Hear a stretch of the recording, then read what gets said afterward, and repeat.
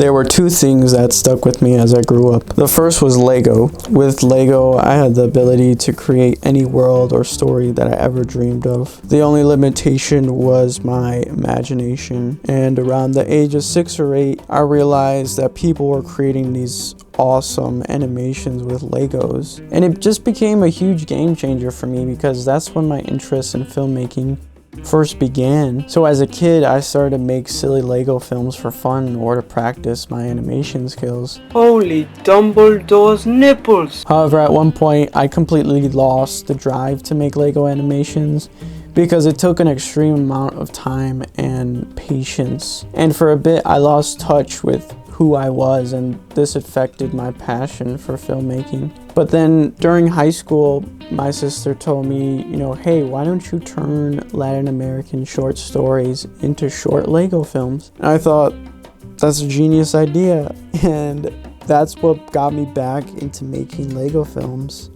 And that connects with the second thing that stuck with me growing up, and that was the importance of knowing where you come from. My parents put a huge emphasis for me to know my Latino roots. I learned about the Taínos, the Mayans, the Incas, Aztecs, and Spanish conquest. And overall, I was able to cherish Latin and or Mesoamerican history. I just developed an interest for other cultures and histories. I became extremely grateful that I was given that opportunity to learn about my ancestral history because a lot of kids don't receive that. And today I am combining my Latino background with Lego animations and my filmmaking.